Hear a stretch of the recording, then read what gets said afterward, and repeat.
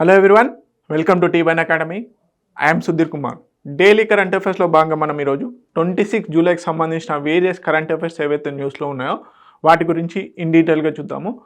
Let's see the question of the day. So question of the డేలో భాగంగా మనము నిన్నటి క్వశ్చన్కి ఈరోజు ఆన్సర్ చూస్తాం కానీ. సో క్వశ్చన్ ఏంటి?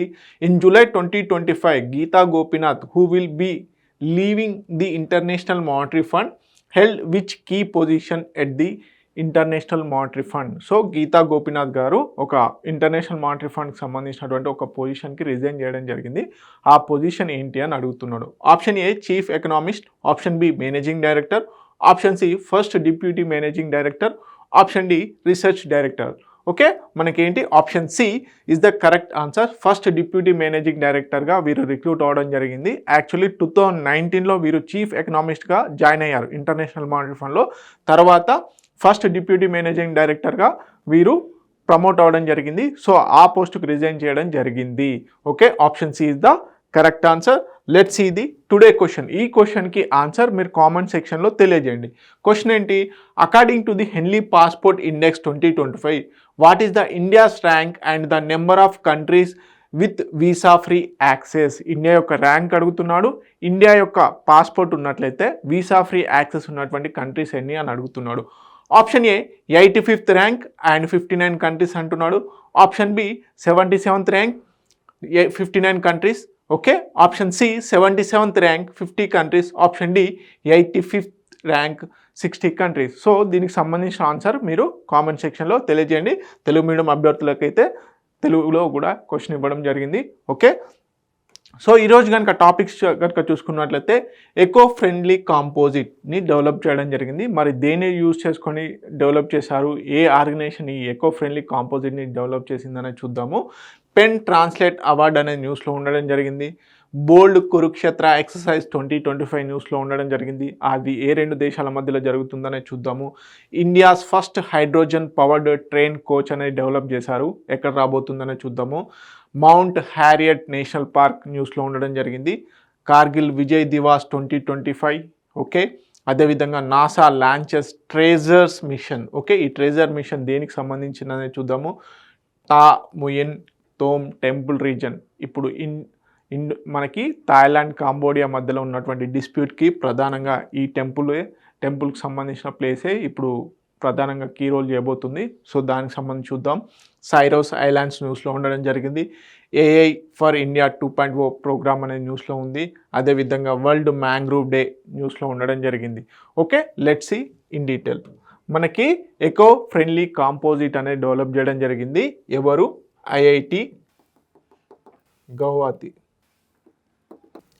గౌహతికి సంబంధించినటువంటి రీసెర్చర్స్ ఎకో ఫ్రెండ్లీ కాంపోజిట్ మనకి పంట పొలాల్లో వాడేటువంటి కాంపోజిట్ ఏదైతే ఉంటుందో దాన్ని బెంగాల్ బ్యాంబూ ఏదైతే ఉంటుందో దాన్ని ఉపయోగించుకొని, అదేవిధంగా బయోడిగ్రేడబుల్ పాలిమర్స్ను ఉపయోగించుకొని ఈ ఎకో ఫ్రెండ్లీ కాంపోజిట్ అంటే ఎన్విరాన్మెంటల్ కానీ అదేవిధంగా ఎర్త్కి కానీ ఎలాంటి ఇష్యూస్ లేకుండా కాంపోజిట్ అయ్యేటువంటి మనకి ఎకో ఫ్రెండ్లీ కాంపోజిట్ని డెవలప్ చేయడం జరిగింది.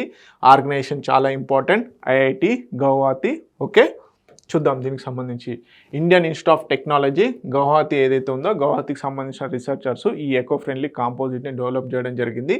సో దీంట్లో మేజర్గా యూజ్ చేసినటువంటి ఇంగ్రీడియంట్ ఏంటి అంటే బాంబూసా తుల్దా, దీన్నే బెంగాల్ బాంబూగా పిలవడం జరుగుతుంది.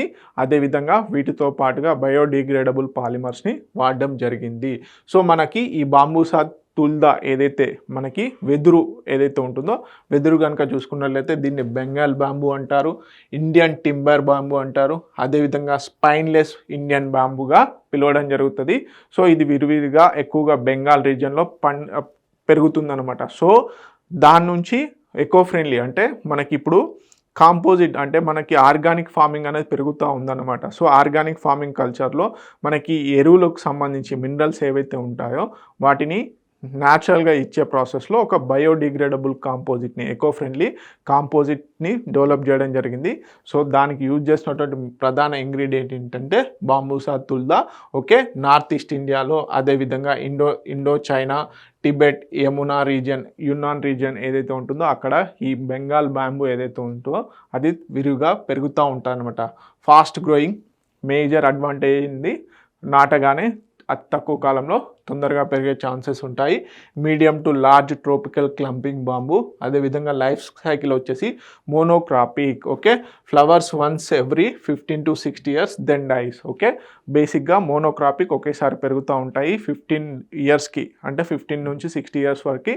ఒకవేళ మనకి వెదురు గురించి తెలుసు కదా, ఒకవేళ వెదురు చెట్టు మనకి పువ్వులు పూసింది అంటే అది చనిపోతుందని అర్థం.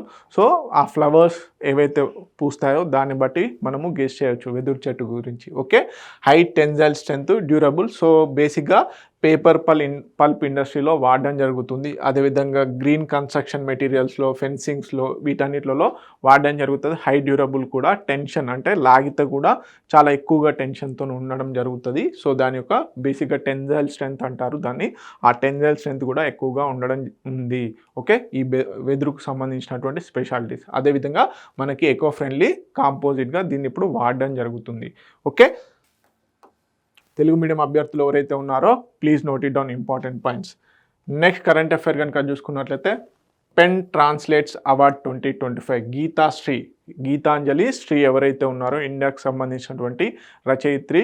సో వీరికి పెన్ ట్రాన్స్లేట్స్ అవార్డు అనేది రావడం జరిగింది. సో 2025కి సంబంధించి వీరు రచించినటువంటి అవార్డ్ వర్క్ ఏంటి, వన్స్ ఎలిఫెంట్స్ లివ్డ్ హియర్ అనే బుక్ రాయడం జరిగింది. ఆ బుక్ని ఎవరు, డెయిసీ రాక్వెల్. సో వీరు గీతాంజలి శ్రీ గారు. సో మనకి డెయిసీ రాక్వెల్ గారు ఉన్నారు కదా, వీరు ఆ బుక్ని వన్స్ ఎలిఫెంట్ లివ్డ్ హియర్ అనే బుక్ని ట్రాన్స్లేట్ చేయడం జరిగింది. సో ఇది బేసిక్గా హిందీ నావెల్. సో దాన్ని ఇంగ్లీష్లోకి ట్రాన్స్లేట్ చేశారు. అందుకు గాను బేసిక్గా పెన్ ట్రాన్స్లేట్స్ అనే అవార్డు రావడం జరిగిందనమాట. సో ఇది ఎవరు ఇస్తారు అంటే ఇంగ్లీష్ పెన్ అని చెప్పేసి ఒక ఆర్గనైజేషన్ ఉంటుంది. ఓకే, హ్యూమన్ రైట్స్ ఆర్గనైజేషన్, అదేవిధంగా లిటరరీ బేస్డ్ ఆర్గనైజేషన్. ఆ ఆర్గనైజేషన్ ట్రాన్స్లేట్ చేసినటువంటి పుస్తకాలకి, బేసిక్గా ఇంగ్లీష్లోకి ట్రాన్స్లేట్ చేసినటువంటి పుస్తకాలు ఎవరైతే రచయితలు ఉంటారో వారికి ఈ పెన్ ట్రాన్స్లేట్స్ అవార్డు అనేది ఇవ్వడం జరుగుతుంది. సో దాంట్లో భాగంగానే మనకి Booker prize, international Booker prize గెలిచినటువంటి గీతాంజలి శ్రీ గారు రచించినటువంటి వన్స్ ఎలిఫెంట్స్ లివ్డ్ హియర్ అనే పుస్తకానికి రావడం జరిగింది. ఓకే, సో వీరు హిందీ నావలిస్ట్, గీతాంజలి శ్రీ గారు ఫేమస్ హిందీ నావలిస్ట్. సో వీరు ఏదైతే tomb of sand, okay, rate సమాధి ఏదైతే ఉందో ఆ బుక్కి ఇంటర్నేషనల్ బుకర్ ప్రైజ్ అనేది రావడం జరిగింది 2022లో. సో వారికి ఇప్పుడు పెన్ ట్రాన్స్లేట్ అవార్డు అనేది చాలా ఇంపార్టెంట్ అవార్డు, అది కూడా రావడం జరిగిందనమాట. సో వీరి యొక్క రచనలు వచ్చేసి కల్చరల్ డెప్త్, బోల్డ్ నారేటివ్స్, అదేవిధంగా లిటరరీ ఇన్నోవేషన్స్ లాగా ఉండడం జరుగుతుంది. Okay, so pen translate awards supports English translations of literary works. చెప్పాను కదా, మనకి ఏవైతే ఇంగ్లీష్లోకి తర్జుమా చేస్తారో, అనువదిస్తారో ఆ రచయితలోకి ఇవ్వడం జరుగుతుంది. Okay, diversity and global accessible in literature. So 2025 గాను మొత్తం 14 బుక్స్కి ఇవ్వడం జరిగింది. 13 లాంగ్వేజెస్లో 11 రీజియన్స్ సెలెక్టెడ్. సో 11 రీజియన్స్ నుంచి సెలెక్ట్ చేయడం జరిగింది. ఓకే, దీంట్లో భాగంగా ఆథర్స్కి, అదేవిధంగా ట్రాన్స్లేటర్స్ ఎవరైతే ఉంటారో ఇద్దరికి కూడా రికగ్నైజ్ అనేది గుర్తించడం జరుగుతుంది. ఓకే, పెన్ ట్రాన్స్లేట్ అవార్డు గెలుచుకున్న వాళ్ళు ఎవరు అంటే ఇండియా నుంచి మనకి గీతాంజలి శ్రీ గారు. వీరు గతంలో 2022లో ఇంటర్నేషనల్ బుకర్ ప్రైజ్ అనేది కూడా గెలవడం జరిగింది. This is the most important award also. Okay, Telugu medium అభ్యర్థులు ఎవరైతే ఉన్నారో ప్లీజ్ నోట్ ఇట్ డౌన్. ఒకసారి వీడియోని పాజ్ చేసుకొని నోట్ చేసుకోండి. ఓకే, నెక్స్ట్ వచ్చేసి బోల్డ్ కురుక్షేత్ర 2025. ఓకే, ఇది బైలాటరల్ ఎక్సర్సైజ్, 2 కంట్రీల మధ్యలో జరిగే సంయుక్త విన్యాసం, బైలాటరల్ ఎక్సర్సైజ్. ఓకే, ఏ 2 దేశాల మధ్యలో అంటే ఇండియా అండ్ సింగపూర్. ఈ 2 దేశాల మధ్యలో బోల్డ్ కురుక్షేత్ర 2025 అనేది నిర్వహిస్తున్నారు. సో రాజస్థాన్లోని జోధ్పూర్లో, ఇండియాలోనే ఈ బైలాటరల్ ఎక్సర్సైజ్ అనేది నిర్వహిస్తున్నారు. సో మనందరికి తెలుసు 2 దేశాల మధ్యలో నిర్వహించే వాటిని బైలాటరల్ ఎక్సర్సైజ్ అంటారు. 3 దేశాలు లేదా అంతకంటే ఎక్కువ దేశాల మధ్యలో నిర్వహిస్తున్నటువంటి ఎక్సర్సైజ్ని మల్టీలాటరల్ ఎక్సర్సైజ్ అంటారు. సో మల్టీనేషనల్ ఎక్సర్సైజ్ అని కూడా అంటారు.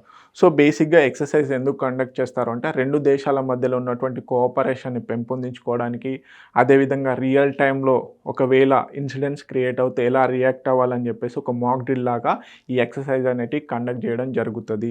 అదేవిధంగా ఇరు దేశాల మధ్యలో దౌత్యపరమైనటువంటి అదేవిధంగా మిలిటరీ కోఆపరేషన్ పెంపొందించడం కోసం అని చెప్పేసి ఈ ఎక్సర్సైజెస్ అనేవి ఎంతగానో ఉపయోగపడతాయి అన్నమాట. సో దాంట్లో భాగంగానే మనకు తరచుగా ఎగ్జామ్స్లలో ఈ ఎక్సర్సైజెస్ గురించి అడుగుతారు. మనకి చాలా ఎక్సర్సైజెస్ అనేవి కండక్ట్ చేస్తూ ఉంటారు. కంపల్సరీ మీరు ఎక్సర్సైజ్ అనేవి ఖచ్చితంగా ఒక దగ్గర నోట్ చేసుకోవాలి.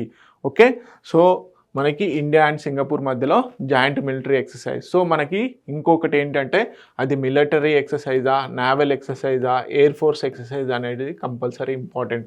సో మనకి మిలిటరీ ఎక్సర్సైజ్ అయితే మిలిటరీ ఎక్సర్సైజ్కి సంబంధించి అడుగుతారు.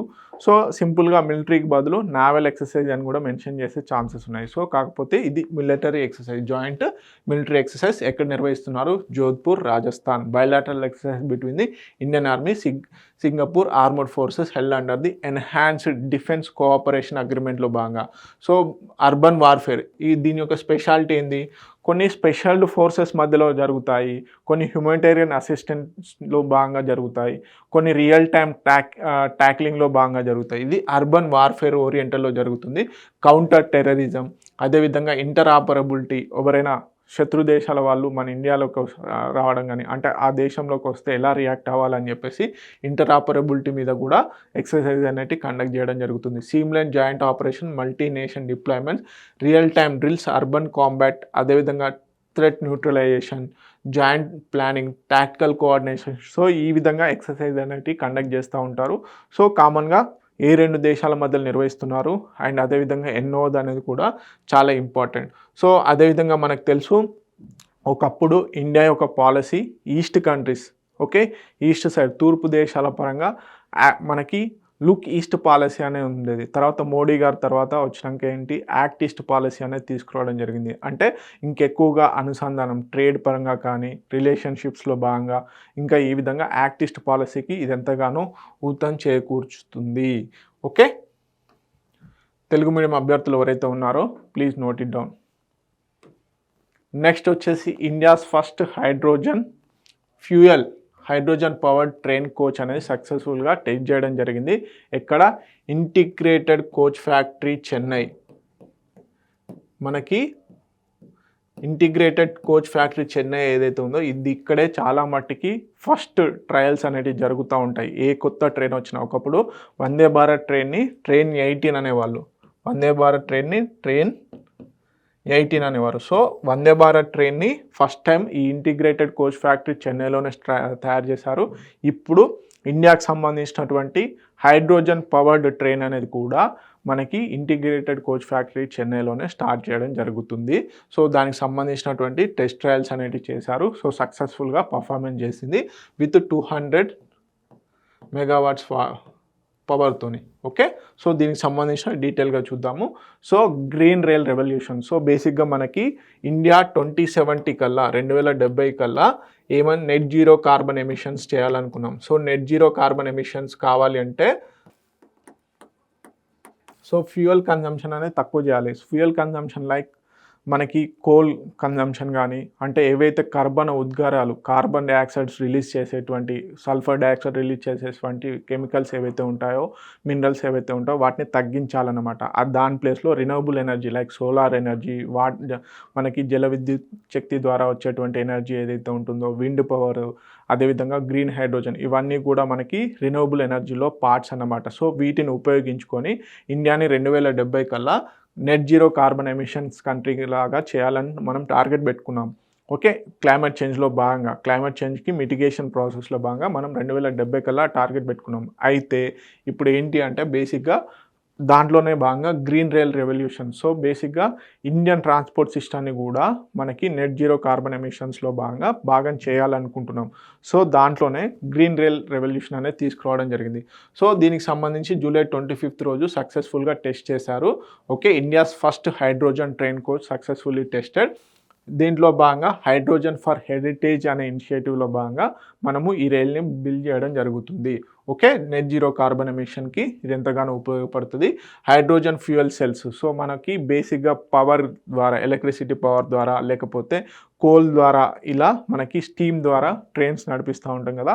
సో ఇప్పుడు తర్వాత సోలార్ పవర్తో కూడా ఫుల్లీ ట్రైన్స్ వచ్చాయి. ఇప్పుడు ఏంటి, హైడ్రోజన్ ఫ్యూయల్ జీరో కార్బన్ ఎమిషన్స్తో అని చెప్పేసి ఈ హైడ్రోజన్ ఫ్యూయల్ సెల్స్ని వాడడం జరుగుతుంది. 1200 హార్స్ పవర్ హైడ్రోజన్ ట్రైన్ అనేది బిల్డ్ చేయడం జరిగింది. ఎమిషన్స్లో భాగంగా కేవలం వాటర్ వేపర్స్ మాత్రమే ఎమిషన్స్ రూపకంగా రావడం జరుగుతుంది. అంటే కార్బన్ డైఆక్సైడ్ కానీ సల్ఫ్యూరిక్ ఆక్సైడ్ కానీ ఇవేవి కూడా మనకి పొల్యూషన్లో భాగంగా రావు. ఫ్యూయల్ వచ్చేసి indigenous hydrogen technology, energy secure, clean. Cost వచ్చేసి పర్ ట్రైన్కి వచ్చేసి కేవలం 80 crores మాత్రమే మనకి ఖర్చు వస్తుంది.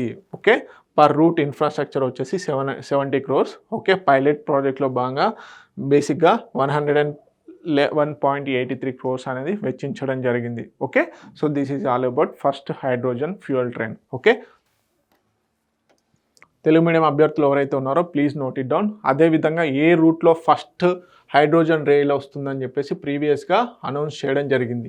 ఇక్కడ మనకి జింద్ అండ్ సోనిపత్ మధ్యలో ఫస్ట్ హైడ్రోజన్ రైల్ అనేది నడవబోతుంది. సో దాంట్లో భాగంగానే ఈ రైల్వే కోచ్ని, బేసిక్గా ఈ రైల్ కోచ్ని టెస్ట్ చేయడం జరిగింది. Okay, rail ఇంజన్ని.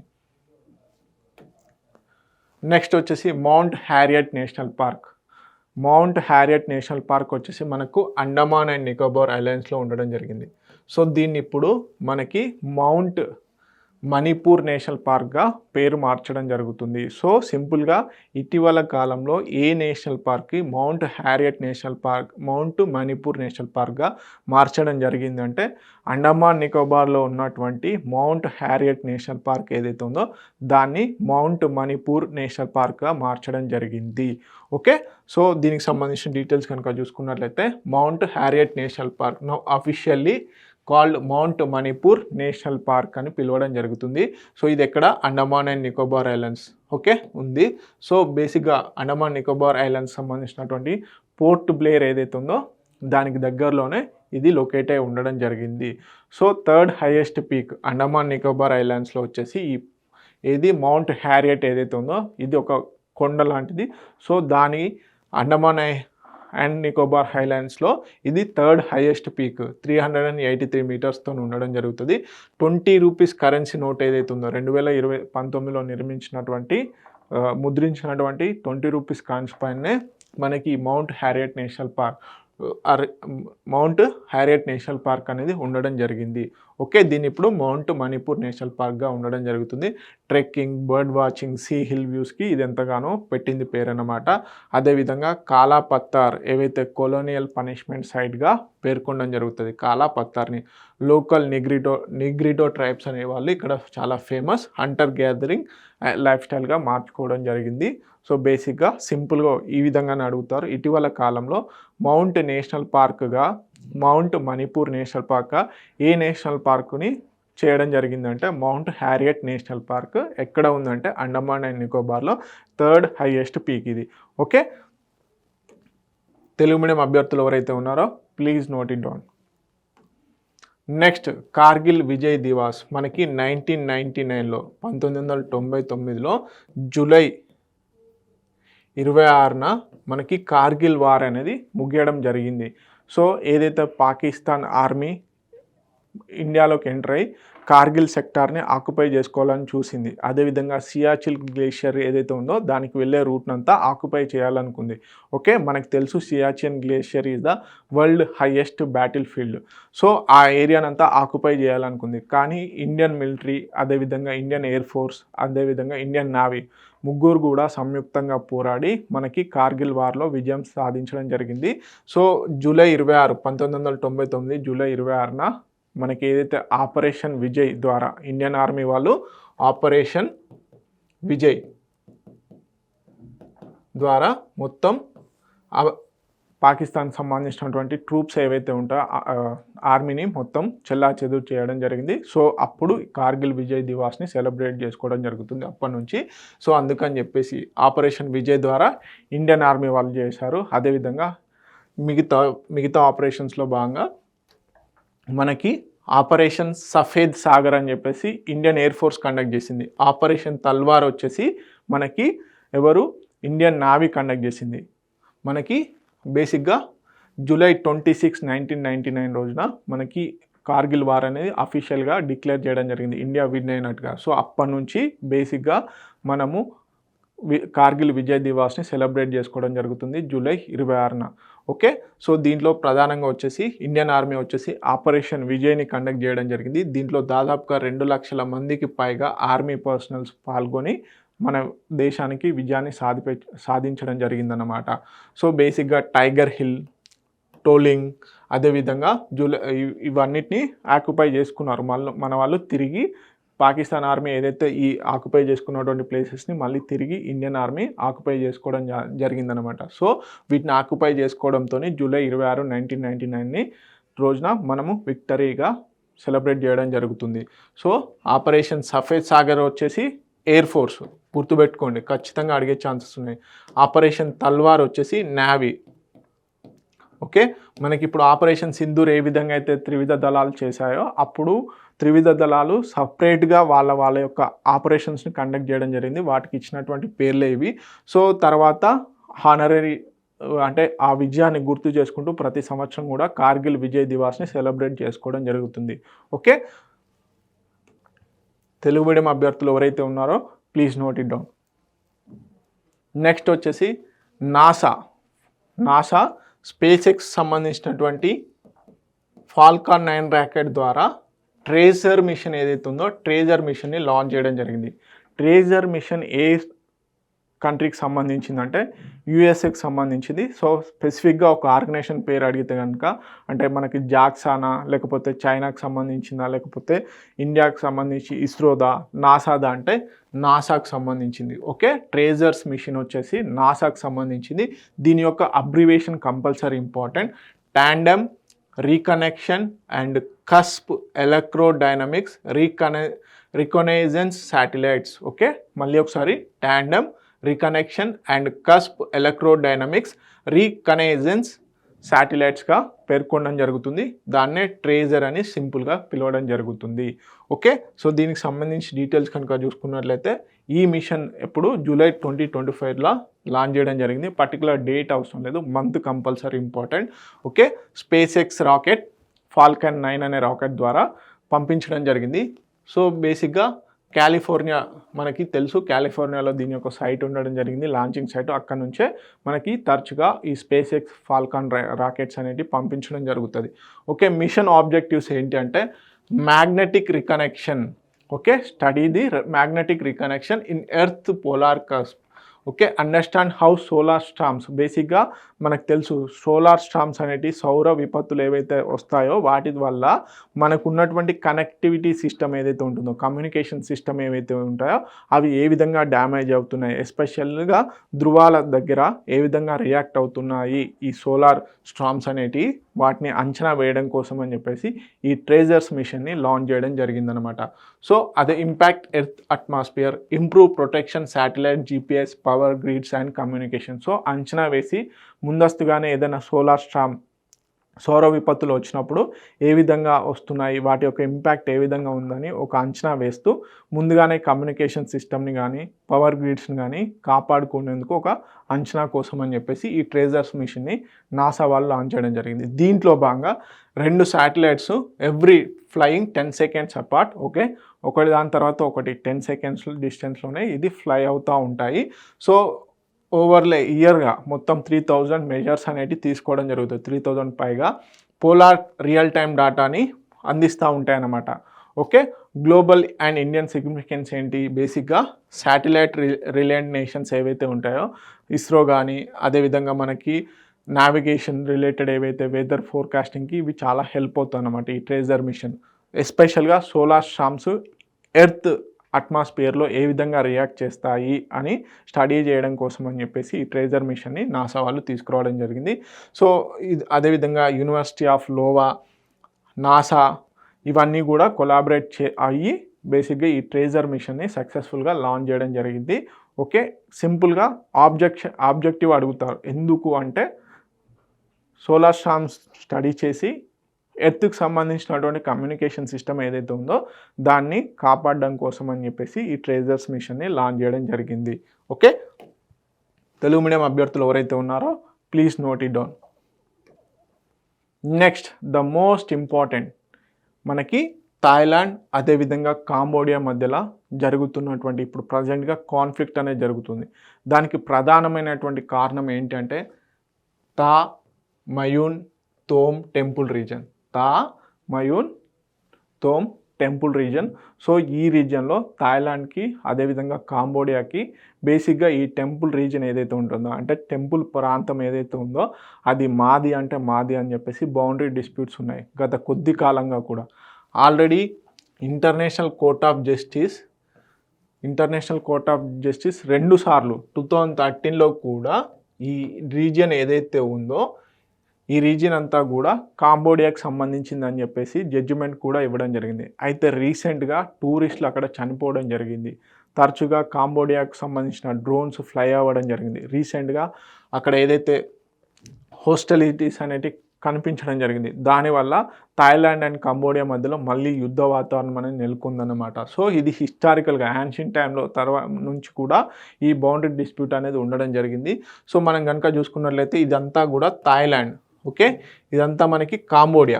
సో మనకి ఇక్కడ ఈ తా మొహన్ టెంపుల్ ఏదైతే ఉందో ఇది ఎగ్జాక్ట్గా బార్డర్లో డిస్ప్యూట్ అయి ఉంది. సో ఈ బార్డర్లోనే బేసిక్గా రీసెంట్గా డిస్ప్యూట్స్ అనేవి రేజ్ అయ్యడం జరిగిందనమాట. సో అందుకని చెప్పేసి కంపల్సరీగా కాంపిటేటివ్ ఎగ్జామ్స్లో అడుగుతాడు. ఏ విధంగా తా మయూన్ తోమ్ టెంపుల్ ఇటీవల కాలంలో వార్తల్లో నిలిచింది. అది ఏ 2 దేశాల మధ్యలో బేసిక్గా డిస్ప్యూట్గా ఉంది అని అడిగే ఛాన్సెస్ ఉంది, వివాదంగా ఉంది అనే ఛాన్సెస్ ఉంది, అడిగే ఛాన్సెస్ ఉంది. సో అది Thailand and Cambodia. So drones surveillance, artillery fires, అదేవిధంగా థాయ్ ఎయిర్ స్ట్రైక్స్ అనేటివి థాయిలాండ్ కూడా ఎయిర్ స్ట్రైక్స్ చేయడం జరిగింది. అదేవిధంగా ఈ బేసిక్గా ఈ తామో ఏదైతే టెంపుల్ ఉందో ఆ టెంపుల్కి సంబంధించి ఒక రకంగా థాయిలాండ్కి సంబంధించిన ప్రధాని ఎవరైతే ఉన్నారో ఆ ప్రధాని రిజైన్ చేయడానికి కూడా కారణం అయిందనమాట. సో దీనికి సంబంధించిన డీటెయిల్స్ చూద్దాం. Ancient Khmer legacy. So Khmer అనే ఒక రాజ్యం ఉంటుంది. సో బేసిక్గా వాళ్ళు ఈ ప్రాంతాన్ని పాలించడం జరిగిందనమాట. సో దాంట్లో భాగంగానే 12th సెంచరీలో కెమర్ టెంపుల్ అని కన్స్ట్రక్షన్ చేయడం జరిగింది. ఒరిజినల్లీ ఇది ఒకప్పుడు లార్డ్ శివ టెంపుల్, తర్వాత బుద్ధిస్ట్కి కన్వర్షన్ జరిగిందనమాట. అంటే ఒకప్పుడు లార్డ్ శివ టెంపుల్ అది, తర్వాత బుద్ధిజం అనేది అక్కడ ఎక్కువగా ప్రాక్టీస్ చేయడం వల్ల దాన్ని బుద్ధ టెంపుల్గా కన్వర్ట్ చేయడం జరిగిందనమాట. పార్ట్ ఆఫ్ ది పర్సత్తా మూన్ గ్రూప్కి సంబంధించి. ఓకే, తా మయూన్ తోమ్ వచ్చేసి హిందూ టెంపుల్ ఇది. అదేవిధంగా తా మయూన్ తో ఏదైతే ఉందో ఇది హాస్పిటల్ స్ట్రైన్. అదేవిధంగా తా మయూన్ ధర్మశాల పిలిగ్రిమ్ రెస్ట్ హౌస్ అనమాట. ఎవరైతే బేసిక్గా బౌద్ధ సన్యాసులు ఉంటారో వాళ్ళకి సంబంధించినటువంటి రెస్ట్ హౌస్. ఇదంతా టెంపుల్కి సంబంధించిన గ్రూపు.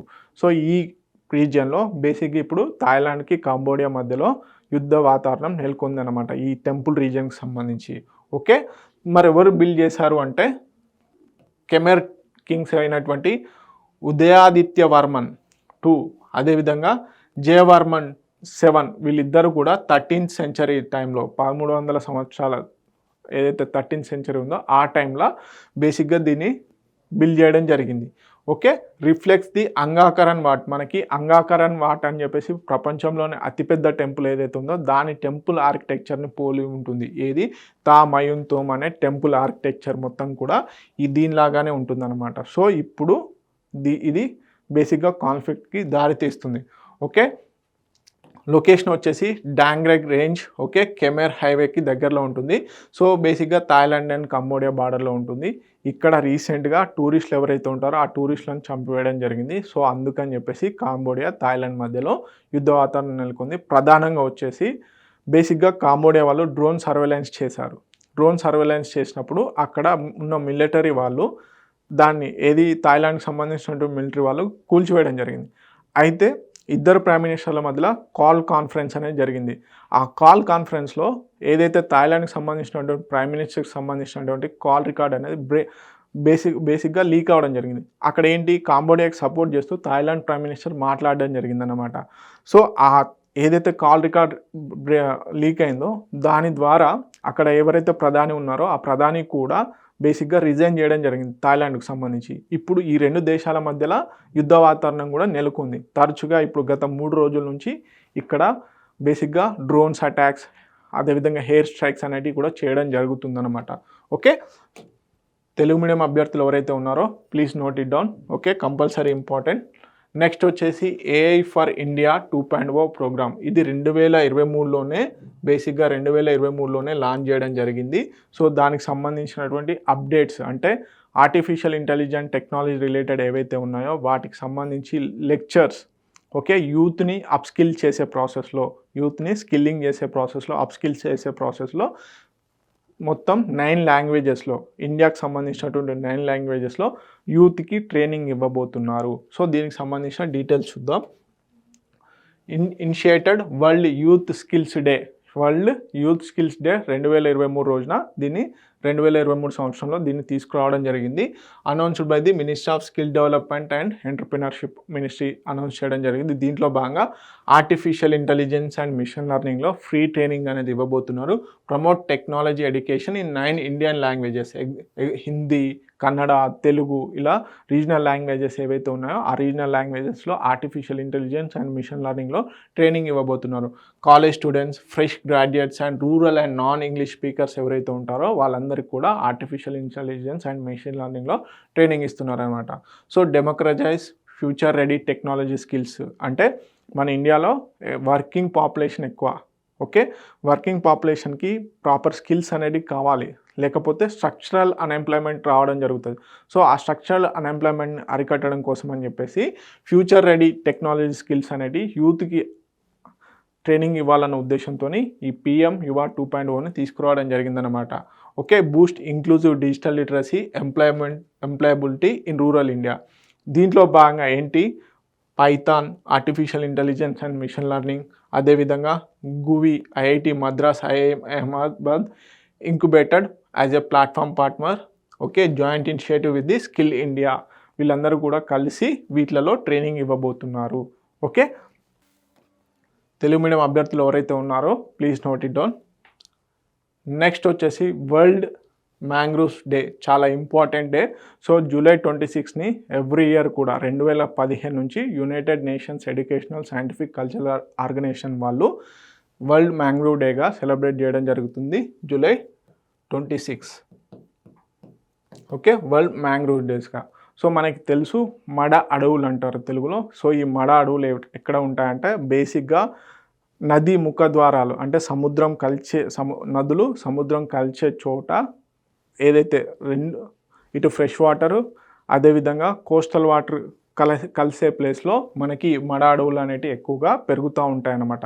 సో మనకి సుందర్బన్ డెల్టా, గంగా బ్రహ్మపుత్ర డెల్టా ఏదైతే ఉందో అక్కడ ఎక్కువగా మ్యాంగ్రోవ్స్ ఉండడం జరుగుతుంది. తర్వాత మనకి నర్మదా రివర్, గోదావరి రివర్, ఈ బేసిక్గా ఎక్కడైతే నదులు వెళ్ళి సముద్రంలో కలిసే ప్లేస్ ఉంటుందో ఆ ముఖద్వారం దగ్గర ఈ మ్యాంగ్రోవ్స్ అనేటివి ఎక్కువగా పెరుగుతాయన్నమాట. సో ఇవి ఒక రకంగా కోస్టల్ రీజియన్కి తుఫాన్ల వల్ల అదేవిధంగా భూకంపాలు కానీ సునామీస్ వల్ల వచ్చే నష్టాన్ని కూడా తగ్గించే కెపాసిటీ ఈ మడ అడవులకు ఉందన్నమాట. సో అందుకని చెప్పేసి చాలా ఇంపార్టెన్స్ ఉన్నది కాబట్టి ఎవ్రీ ఇయర్ 2015 నుంచి యునెస్కో వాళ్ళు, United Nations Educational Scientific Cultural Organization వాళ్ళు జూలై 26న వరల్డ్ మ్యాంగ్రూవ్స్ డేగా సెలబ్రేట్ చేసుకోవడం జరుగుతుంది.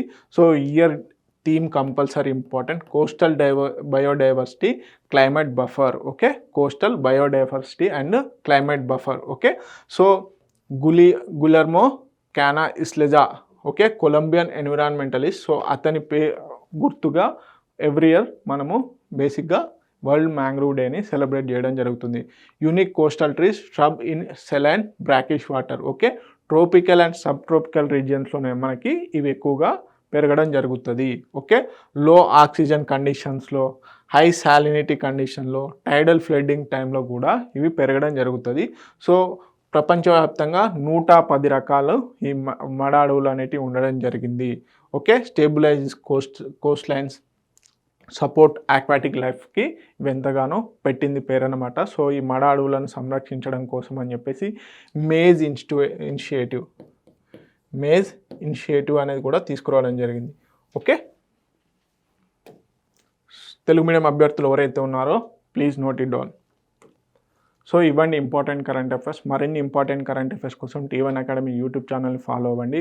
అదేవిధంగా పోటీ పరీక్షలకు ఉపయోగపడే విధంగా అన్ని సబ్జెక్ట్స్ సంబంధించినటువంటి వీడియో క్లాసెస్ని T1 అకాడమీ యూట్యూబ్ ఛానల్లో ఫ్రీగా ప్రొవైడ్ చేయడం జరుగుతుంది. Please subscribe to T1 academy. Thank you so much.